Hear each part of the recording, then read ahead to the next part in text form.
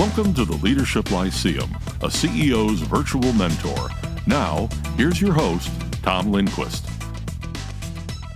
Glad to have you back in the Leadership Lyceum, where we bring you direct access to top CEOs and directors of boards in an interview format that provides insight on situational issues that confront CEOs every day. It is a CEO's virtual mentor. Welcome to episode 27, season 7 of a CEO's virtual mentor. The audience we envisaged for this program includes newer board members and executives in companies regulated at the state and even federal levels. Our focus is especially directed to utilities, electric, gas, and water. I'm joined today by Dr. Mark Jamison. Dr. Jamison is Director and Gerald Gunter Professor, Public Utility Research Center at the Warrington College of Business at the University of Florida in Gainesville. Dr. Jamison's research interest areas focus on the nexus between business strategy and government policies, primarily for network and information industries in an international context. Current research projects include studies of network ownership and entrepreneurship, strategic choices in network connectivity, monopoly power, best practices in regulatory policy, and leadership in public policy. Most relevant to our podcast today and our audience is Dr. Jamison's role as Director of the Public Utility Research Center, or PURC. PURC is an internationally recognized academic center dedicated to research and to providing training in utility regulation and strategy, as well as the development of leadership and infrastructure policy. PURC's training programs teach the principles and practices that support effective utility policy, regulation, management, and leadership. With these tools, PURC helps government and industry officials develop efficient utility infrastructure to better meet the needs of their customers. PURC's view is with educated executives, employees, and board members, organizations benefit from better decision-making and thus a more promising future. Our discussion today is merely a survey of the history, development, structure, and process of utility regulation with advice on a few best practices in regulatory affairs, posture, and approach. Lyceum sees fitting coverage of the vast subject of regulation as well beyond this brief podcast. This is an appetizer. For the main course and to help you navigate more thoroughly through the challenging regulatory landscape, please contact our guest, Dr. Mark Jamison, at the Public Utility Research Center. For more about the center, its ever-expanding body of research and its training courses, conferences, and other areas, see the PURC webpage through the Warrington College of Business at the University of Florida. See important hyperlinks in our program's album notes. Let's join Dr. Jamison right after expressing our special thanks to the clients of Lyceum Leadership Consulting that have enabled us to bring you this podcast, and to you, ladies and gentlemen, our devoted listenership, for your continued encouragement and programming suggestions. And let me mention that we cannot improve without your feedback and suggestions. Please take a moment and follow us in Apple Podcasts, Spotify, or on your favorite podcast platform and rate us with your feedback. We'll join our conversation right after this.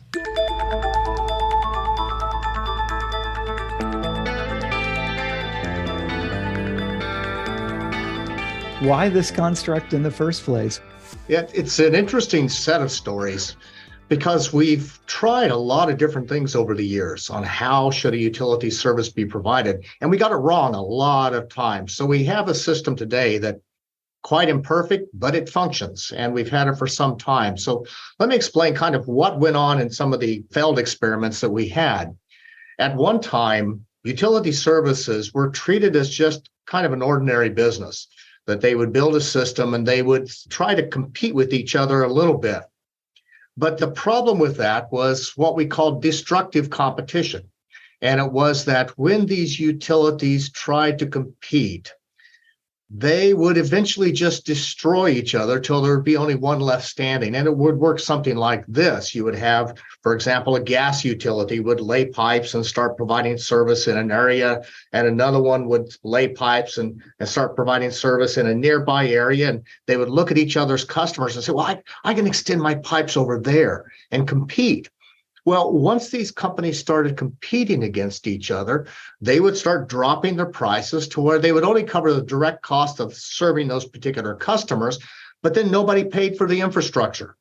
And so the companies would go out of business. And it's because the cost structure of a utility type service, it's very capital intensive, might just call it really high fixed costs relative to the variable cost of just serving the customers. We often like to deepen the context of the conversation with references to the arts, history, literature.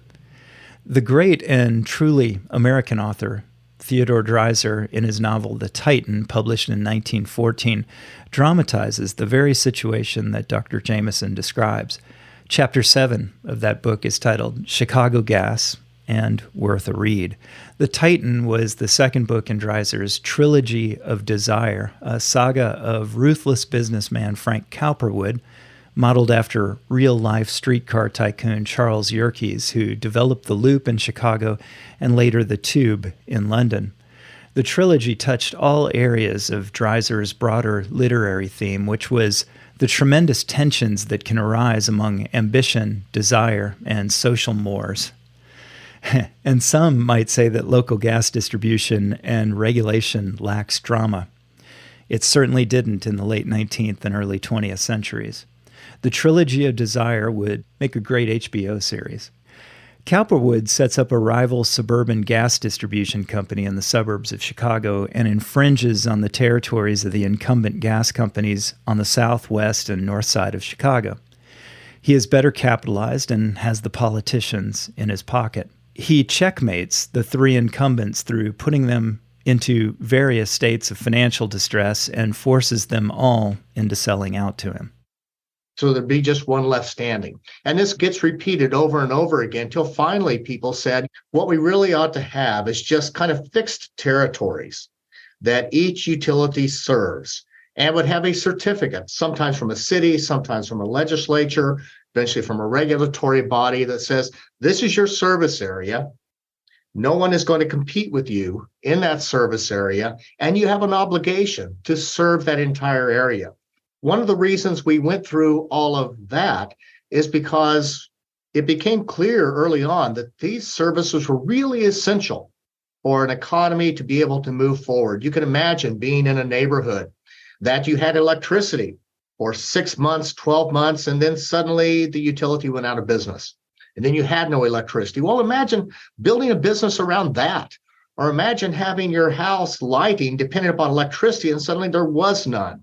This was becoming essential. And so we stepped in and said, well, let's make sure the lights stay on. Let's make sure that the service is provided.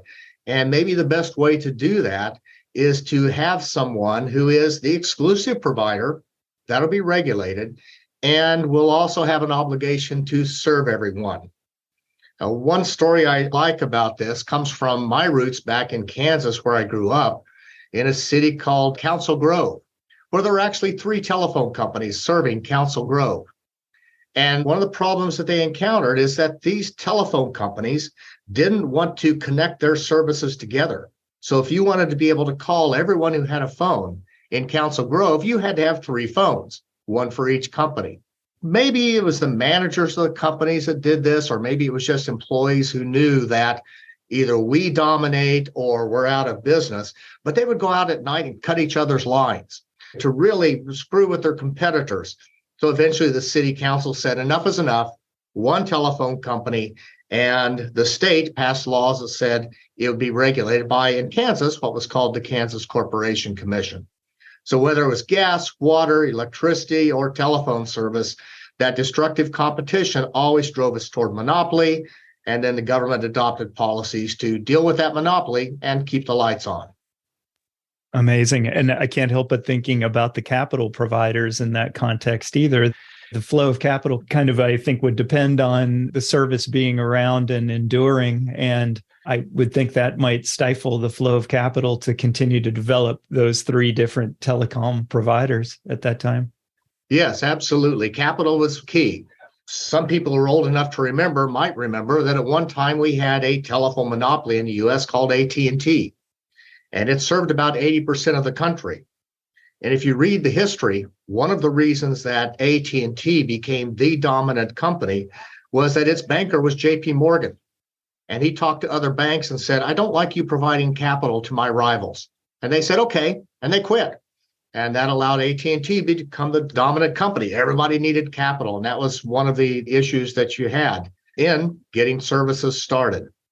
Very interesting. Yeah. So they did it on the source or the supply side of the money to kind of monopolize that in a way and assure AT&T would grow and also be the only game in town. Yes.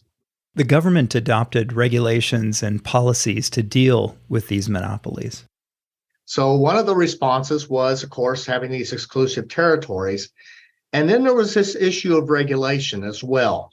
And regulation of utilities came about for two basic reasons. One was that as people, entrepreneurs, decided, I can provide service in this town that doesn't have service. And that might have been anything from street lighting. Sometimes it was a street cars. It grew in different ways, provide gas for people to have in their homes for lighting or whatever that reason might be. If you were going to do that, you had to disrupt the streets of the city. You had to string wires or bury pipes. And to do that, you had to talk to the city council. And the city council would be saying, okay, that's great. We'll give you permits to do that, but it's going to be with some conditions on it. And one of the conditions will be, what are the prices that you're allowed to charge? So this became a negotiation between the potential utility, the eventual provider of the service, and the city council. Just negotiate the prices seemed like a fair way to do things. And I'll get into where that went in a moment. The other reason that we ended up with regulation was that absent the regulation of prices, when someone is a monopoly, they behave badly. And when they behave badly, well, you can have competition try to spring up again, as we talked about before, but it might also be that the government will step in and say, you can't treat our citizens this way. So we'll allow you in this exclusive area, but by golly, you're going to play by our rules in doing that. And so this issue of regulating the prices became really important and a critical feature of the utility regulation. But then you have another problem. And that is that if you are a politician and you know that regulation is really important to your citizens, the price of gas, the price of electricity, the price of whatever the service might be, very important to your citizens, you're going to be very tempted when it comes up time for an election to say these darn prices are too high. I think we ought to lower those prices. And that happened a lot. And what happened then is that the prices would start dropping below what it actually cost to provide the service, and the utility might go out of business. And that was true even if the prices were negotiated. Sometimes in order to get the franchise for the city, the utility might be overly optimistic as to what the business environment was going to look like for the next 10 to 20 years. And negotiate prices that simply weren't going to be viable. Technology changes, economy changes, whatever it might be. It's just simply not going to work. And so either through the politics behaving badly or just bad forecasting, the prices would drive companies out of business. Or sometimes the prices would get so high that the utility would get embarrassed and say, oh, I have to lower my prices, which of course then embarrass the politicians, which is not a good thing because the next round of negotiations aren't going to go your way. So this regulation of the prices became a really critical issue to do well. And that led us to politicians may be wonderful people, but they're really not good at negotiating with businesses, especially on what prices should be for the long term. And not only do they have their problem of they've got to worry about elections, but they have 20, 30 problems they're worried about. They're worried about streets. They're worried about schools. They're worried about all kinds of things. Being an expert on utility services, that's just not something they have time for. So the idea came up, what about having a specialized organization that actually could study and know what utility service was like? And then they could figure out what kind of prices should be charged. And so we had this rise of these regulatory organizations. Eventually, we call them commissions in the United States. They're sometimes called regulatory boards in other countries. They go under different names depending upon where you are. But the basic idea is you have an agency that it's specialized in regulating utilities, and its specialization allows it then to not be quite as victimized in some sense by the business's superior knowledge. And so they can make decisions that are well informed. Let's take a break and we'll return with part 2, the structure of the Regulatory Commission.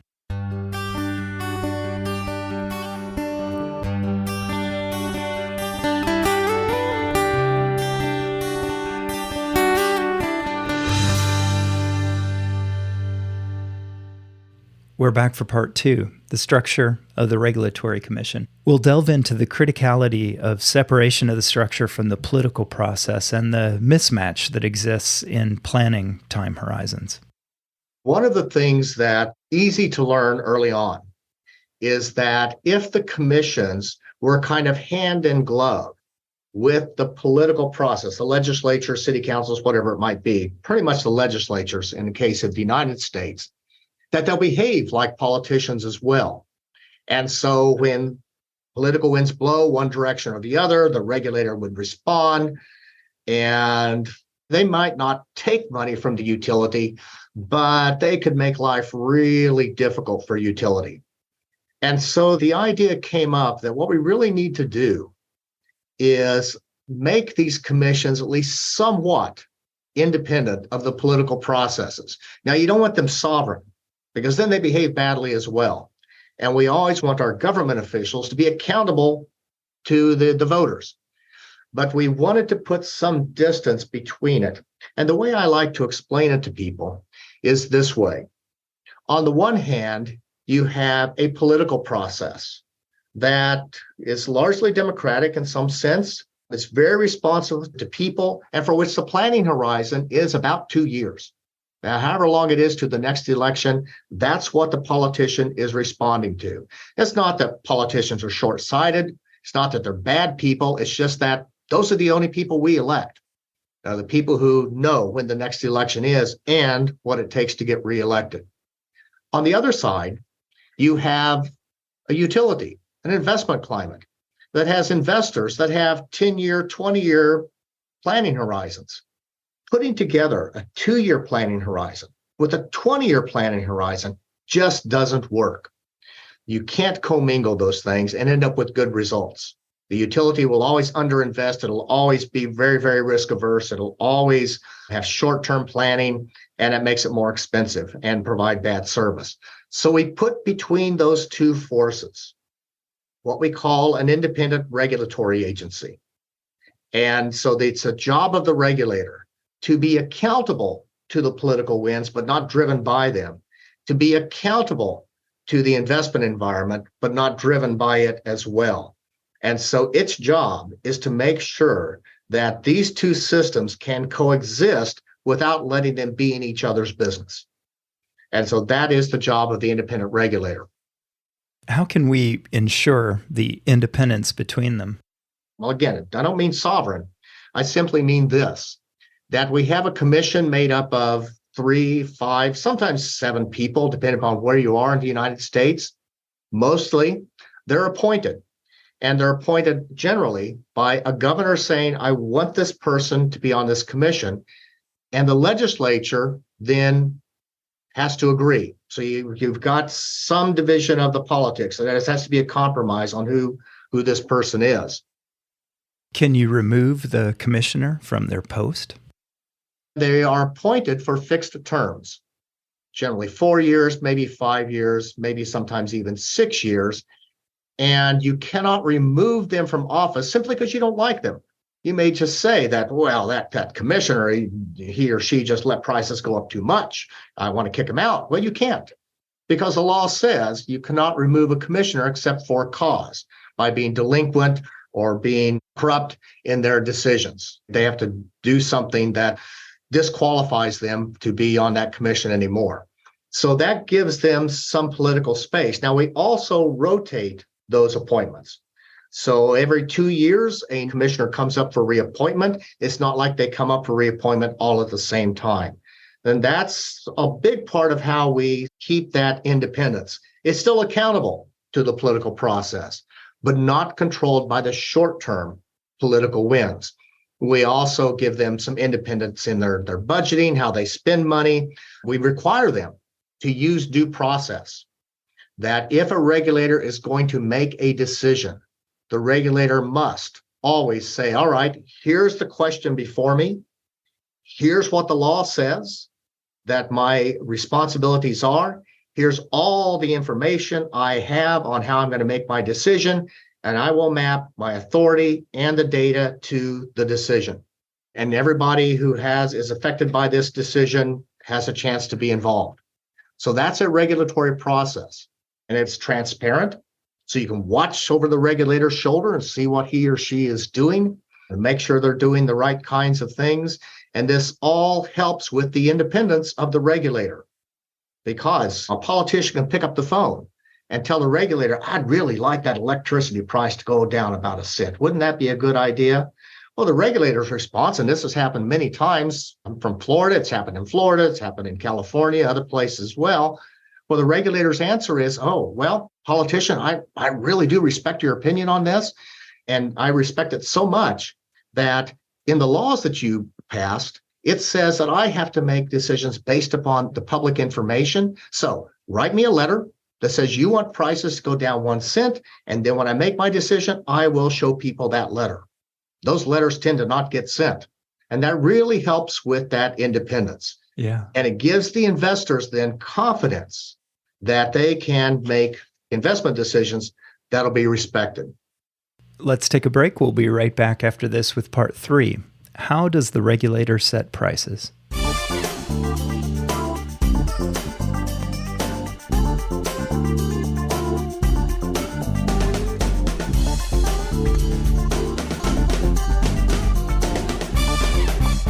We're back with part 3. How does the regulator set prices?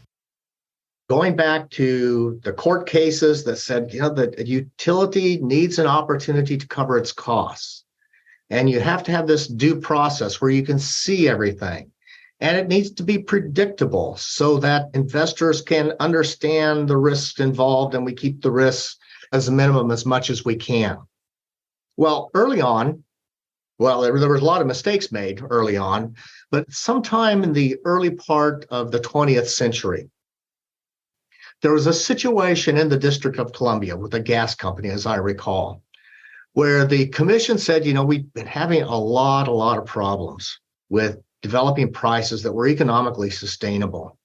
What if we based the prices on the costs of providing the service? And they called it service at cost regulation. And it would let the prices change. Instead of making them negotiated, they could change based upon what the costs of the services were. And this actually was sustainable for a number of years. And people got excited about it and wondered how this all worked. And so a lot of regulatory agencies around the country started adopting it. How do we define costs and measure costs? Well, through lots of efforts, it was settled that what we will understand to be the costs of the utility are the costs in its accounting records, because the accounting records we can track back to some reality. So if our prices relate to those accounting costs, we know they're also related to reality as best we can get it. So the way that this has then evolved to work is to first ask the question, all right, how much investment is needed to provide the service? One of the big goals of regulation is to keep that investment flowing so the lights can stay on. So what are the investments that are needed? Now, once we understand what the investments are, then what do the shareholders actually need in order to say, yes, I'll continue making investments? Well, they need a return on those investments. And we call that cost of capital, or call it cost of money. It's a controversial calculation, but we know how to make it. We know how to make it reasonably well. And so people will estimate, here's what it costs to keep the investors interested in continuing investments, cost of money, the rate of return. So we say, all right, fine. The investors get an opportunity to have a return on their investment, but that investment gets used up over time. So they also need an opportunity for a return of the investment. This is depreciation. The asset is to be used for 20 years. We spread its costs through simple straight line depreciation over that 20 years. And that then is the return of the investment. So the investors get a return on investment, a return of investment. They also get cash flow to cover their operating expenses. And they get to receive from the customers the taxes that the utility has to pay. So that covers all the costs of the utility. Now, again, each of those numbers gets a little complicated to calculate sometimes. There's always disagreements over that, but we know really, really well how to do it. And so that has been quite sustainable for us for a long time. You add up all those numbers, you have what we call in the United States a revenue requirement. So it's the amount of money the utility needs an opportunity to receive in order to be financially viable and keep the lights on. Note that I said opportunity. There's no guarantee.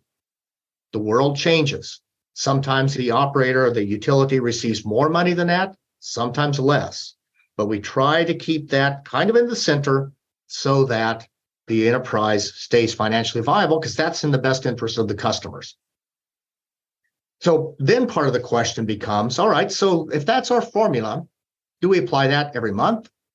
Do we apply it once a year? Every 5 years? What do we do? Well, in the United States, our approach is what we call a rate case. And this is the most common approach. There are a few deviations from it, but for the most part, we have what we call a rate case. And that is an event at the regulatory agency where all the interested parties, including the utility, look at, here are all the assets, expenses, et cetera. And here's how we're going to add them up. This becomes the new revenue requirement. That's a rate case. Typically takes about 9 months from beginning to end. Varies a little bit from jurisdiction to jurisdiction. Those are triggered in the US by a deviation from what the earnings should be. So if the utility says, my rate of return that I'm actually getting is less than what I need to keep attracting capital from investors, the utility can come into the regulator and file a rate case. I want a review of all my prices. And then that process begins as long as it's accepted by the regulator. Or it might be that the regulator or some interest group like a consumer advocate group might say that darn utility is making way too much money. Its rate of return is 20% or 15%, and the amount it needs to pay the investors is only about 10%. We think the prices should be lower. That can trigger a rate case as well. So that's our basic system in the US. So sometimes you'll have a utility that will go for years with the same prices because nothing has triggered a rate case. Or like in the 1970s, where we had a lot of inflation, you might get a rate case every year because the value of money keeps changing. So that's our basic approach in the US, the rate case system.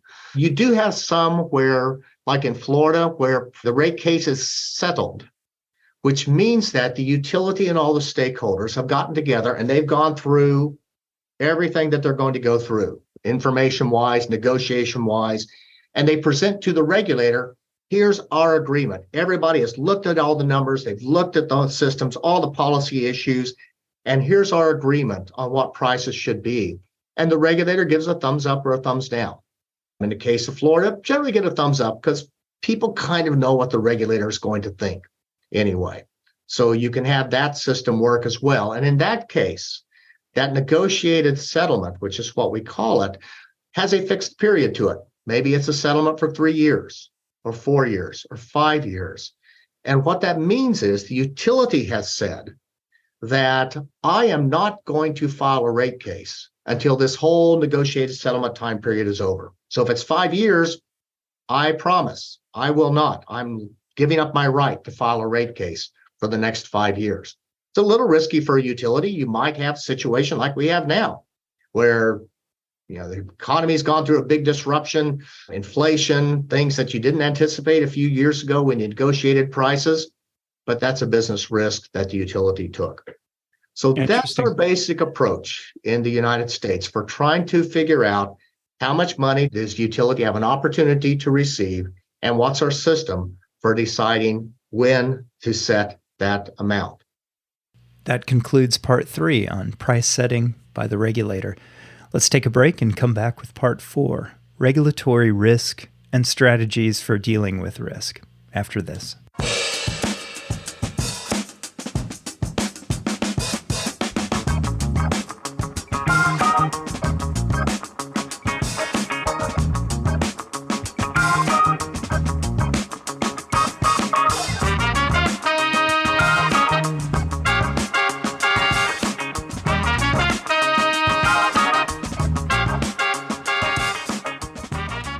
We're back with part 4, regulatory risk and strategies for dealing with risk. Mark, just to kind of go back into it a little bit, as a board member looking at the rationale for filings of a rate case, it seems like it would be costly. Well, filing a rate case is a painful experience, and it's also a risky experience. So it is painful in that it does indeed cost a lot of money. We had a situation in Kansas about a decade or so ago where the cost of filing the rate case actually exceeded the amount of money the utility was asking for, the amount of incremental money. Amazing. So it might have been asking, I want to raise prices by $1 million, and it cost them $1.3 million to file the rate case, because you have attorney fees, you have expert witness fees, you have then also all the time occupied and distractions from your own employees. It can get costly to do. So utilities like to avoid rate cases if they can, because it is just that difficult. There's also a risk to it, because once you're into a rate case, then you're opening your company to what we call discovery. And people can ask a lot of questions. And sometimes what they ask for might be embarrassing, but there's also a risk that people will get information and then misunderstand it.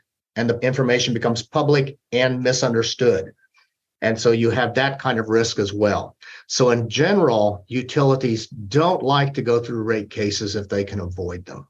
What are some regulatory strategies then? What are you thinking about as you're filing or not filing, or when you do file? What are some of the thought processes there? Well, in that case, in the file or not file, the thinking is always about, here's the financial pressure that we're feeling versus here's the risk. It's always a risk return trade-off, as in any business. It's just that part of that risk is the risk of dealing with the regulator and the political environment. The basic issue of regulatory risk is one of predictability. So the world will change. It always does. And one of the challenges you have if you're a regulated company is that the regulation may not change at the same pace and in the same directions as the world does. So you've got a set of laws, and laws are hard to change. And you had a set of precedences. Precedences are really hard to change as well. If the world moves a different direction, it is a lot of effort to move regulation, to move the statutes, cases, whatever, that direction as well. And part of that is that just some inertia to it. But then it's also that if you want the political bodies to change laws, all the stakeholders weigh in on whether or not those laws should change. And a change in laws may benefit some people and not others. So who has the political power, who has the political influence, is all part of what you have to think about. And that's one of the reasons why you see public utilities be very conscious of their relationships with legislators and with regulators as well, because that's one of the best ways to manage political risk. I'll tell you a story about two people that I've known throughout my life that were involved in this process. One of them, his job was partly to work with the regulators, but he was really a lobbyist for the utility. And I was asking him about his job and what it was like about the time he was retiring. And he said, I've really enjoyed my job because my basic job is to make sure that I'm as helpful as I can be to legislators. He said, for the most part, they are not passing laws that affect me very much. But when they look at laws that might affect me, I have to have a relationship built with them already. So they trust the things that I say. So my day-to-day job, most of the time, is if a legislator needs information on an education issue, I'll help them find it. They need something on roads, I'll help them find it. But whatever they need to be successful in their work, I help them with, so that when push comes to shove, I have the relationship built that they know they can trust me, that I will deal with difficult issues in an honest way with them, so that they will hear my story and I can work with them when it's my issue as well. So I thought that was really informative about how in the lobbying world, a utility needs to think about its role and its relationships. That's true also in the regulatory world. So another person I knew, he worked for a public utility, and his job was to interface with the regulator. And he told me that a big part of his job, this was again about the time he was retiring, said a big part of his job was to work with the other utilities to make sure that they protected the regulator. And you think that sounds a little strange. Why would you protect the regulator? He would say, well, sometimes the regulator is going to make decisions we don't like, but we don't go to the legislature and complain. The regulator's being bad. We disagree with them on something. He said, because we need that regulator to not be political. We don't want to pull political strings that disrupts the regulator, because we need the regulator to protect us from those political winds. You might remember I told the story about political winds, at best a 2-year planning horizon, utility, about a 20-year planning horizon. The regulators in between that, if the utility does things that pushes the regulator into the political space, then that decreases that buffer, and that makes the operating environment, the investment environment, riskier, more problematic for the utility. And so managing those relationships well, doing things that sometimes maybe just don't seem in the best interest of the utility in the short run, because in the long run they are critical things for a utility to keep in mind. That's true not in just the relationship environment, but the legal environment as well. And that is to have laws that give you a good, safe operating environment, but also one where the utility manages its business risk. One of the things I try to help people understand is financial management, business management is the job of utility. We don't want the regulator making those decisions. We don't want the political bodies making those decisions. The utility is the best at it, but it has to be willing to take those risks as well if it's going to do that.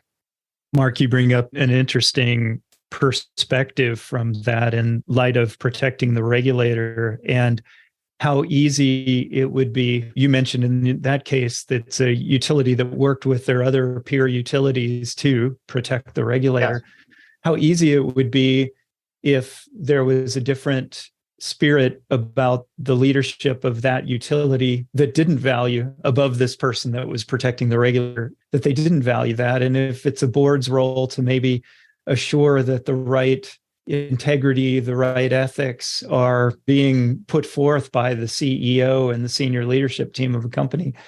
Yeah. What are the kinds of things that you see in evidence, the spirit of protecting the regulator, that's supported versus other maybe telltale signs of that not being the case in the culture of a utility? It gets difficult because if a utility is cultivating relationships with regulators, it's very tempting to say, okay, well, let's have a reception and, we'll invite the regulators over and this will be great. Or, we're having a golf tournament. Hey, let's have the regulator come in and play golf with people. And it all sounds good enough. And it's probably in almost all instances perfectly innocent. You're not going to buy someone off with a reception or with a golf tournament. But think about what that looks like in the public eye. The public doesn't get to see everything else that's going on. They only see, the regulator and the utility are teeing off on the same green. That doesn't look good. Oh, there you are having drinks together. That doesn't look good. I don't trust the regulator anymore. Of course, once the public says, I don't trust the regulator, then the politicians don't trust the regulator. And then you have the politics creeping into the regulatory environment. So we even have to avoid doing things that are perfectly innocent just because it'd be hard for someone on the outside to understand that it is indeed perfectly innocent.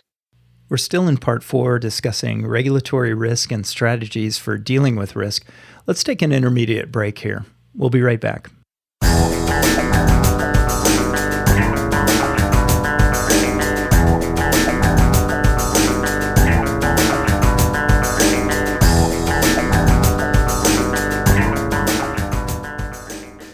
Mark, what is the concept of regulatory capture? Well, the concept of regulatory capture, the most popular way of thinking about it is that the regulator gets too comfortable with the utility. And so starts thinking in terms of the utility's interests instead of what the law requires. So one of the mistakes people make is to think the job of the regulator is to be on the side of the public. No, that's not your job. Your job is to follow the law, period. Once you start trying to play favorites, public side, utility side, you're in trouble. And maybe not just personally in trouble, but certainly the regulations that you're carrying out are in trouble, because that won't be sustainable. That's not going to work well for providing service that your state or whatever might need. So we think in terms of regulatory capture as the regulator gets too comfortable with the utility and makes decisions in favor of them. So, for example, I was involved in a regulatory hearing one time, I won't name the state, where the different businesses involved in the proceeding had been trying to negotiate and they weren't getting anywhere on what the decision should be. After a while, the commission came in to the meeting room and said, "We think the utility has made a very reasonable proposal to all of you. What is your problem?" And after a while, that regulatory commission really faltered badly. Laws were changed. The legislature said, "No, this is no good." And it's not that the legislature said you're too close to the utility. It's just the system had become unstable because the commission really was leaning towards the utility. And so that destabilizes the system. It doesn't work very well for the long-term interest of the utility. So that's part of regulatory capture. But regulators can also be captured by other interests. There's a lot of money in green energy these days. I have noted that we have had some regulators that have, you could tell who they talked with. They talked with a particular solar interest or a particular wind interest or someone else's interest. And you just knew that you were not going to get good decisions, or maybe they were aligned with a specific political interest. I've seen situations where information was leaked from a regulatory body to newspapers that then embarrassed the governor. It embarrassed people of the governor's party within the commission.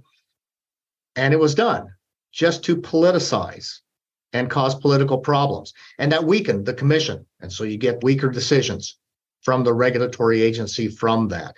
So those are all examples of political capture. The most popular one, the one best known, is getting to the regulator being too cozy with the utility. Now, let me add this at this point. This issue of regulatory risk is well known within the financial communities. So in the United States, traditionally, the investment houses like Standard & Poor, Moody's, will actually grade regulatory commissions. When I was a regulator in the state of Iowa, we were known, not me personally, but the commission was known for tending to favor consumers, but being very predictable in that. So our grade was a B+.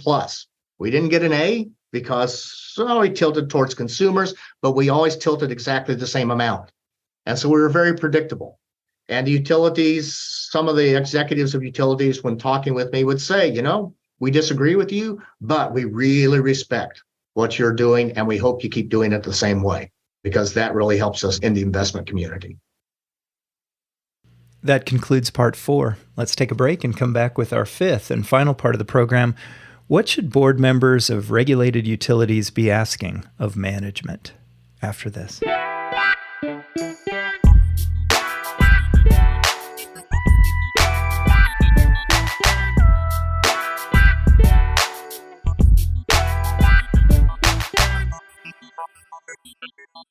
We're back with the 5th and final part of the program. What should board members of regulated utilities be asking of management? it's so nuanced. When you talk about protecting the regulator, there's so many ways, creeping fashion, that something can start to go wrong. As you said, just that example of them coming in and supporting the corporation's view of that issue, probably completely innocent, but then it starts to unravel from there, it sounded like. It can happen very easily. And note, when I was talking about that, I talked about that particular individual working with the other utilities. I don't recall him ever telling the regulator, I've got your back.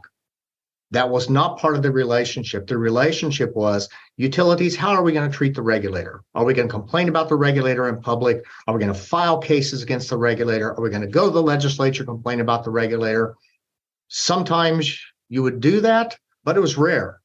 And it's because they did not want politics creeping into the regulatory process. I see. So it's almost as if protecting sometimes is what you don't do, your omission that you make instead of the commission that you make. You're omitting from calling out the regulator in public or criticizing in a way. It's what you're holding yourself back from maybe doing. Sure, absolutely. So from a board member perspective, what should they be equipped to do in the boardroom to detect the approaches or to detect the spirit of those regulatory relationships and dealings? Well, that's one of the first things I would be asking about, is describe the relationship between the utility and the regulator. And you don't want generalizations. Oh, we get along great. You want to know, tell me about the conflicts. Tell me about the times we've been in agreement. I want to know, how were the conflicts viewed? What were the stories in the papers about that? How did people in the legislature, how did the governor's office respond to any of those? Tell me about the times that commissioners have left the commission and why they left. Because the average tenure of a regulator in the United States is about 3 years. It's fairly short. Given that their terms are 4, 5, or 6 years, a lot are leaving before their terms are up. Why is that? What's going on in those situations? Because that tells you something about what the relationships are like. So I would ask about those kinds of things. Tell me times that we thought the regulator was doing something contrary to our interests, and we held our fire. We held back. That tells you a lot about how those relationships are handled, including things like, are there ever times when there are ethical concerns? In Florida, we have really strict ethical laws for how the regulators are treated, not only by the utilities, but by us as well as a research center. There are things we can and can't do just because it may unduly influence regulatory processes. So you want to know about all those things and how well they're followed or not followed. I'd want to know a lot about what's the regulatory process. Tell me about the rules. Tell me about how prices are changed. Tell me about the people that oppose us when we're asking for price increases. And when we ask for a price increase, file a rate case, do we typically get half of what we ask for, all of what we ask for, a fourth of what we ask for? Do we ever have situations where our prices are actually forced down when we ask for an increase? That tells you a lot about how well the utility is managing those relationships and how those are viewed by the regulatory community. It is very rare for a utility to ask for price increase and get everything it asks for. In fact, in one situation I was in, the utility filed to have its prices increase. A member of the staff of the regulatory commission looked at it and said, I think this utility has done a fine job. It should get everything it asked for. And the utility came in to the commission and said, actually, that's probably not a real good idea. Why don't you exclude these things that we said we wanted? And then we'll get about half. And that was really important because, boy, once the newspapers get a hold of the utility got everything it asked for, that goes really badly. So you want to know, how's this playing out in public? What are the processes? What are the rules by which decisions are made? And then I'd also want to know, how's the legislature view the regulator? Does the legislature have the regulators come in and testify and explain how things are going? Are the questions tough or are they easy? Are the debates personal or are they about substance? And as anybody knows, once a debate becomes personal, you've got real problems. And so you'd really like for all the debates to have been substantive that have gone on in the past. And if they've not been substantive, what's the utility? What's management going to do to improve this process?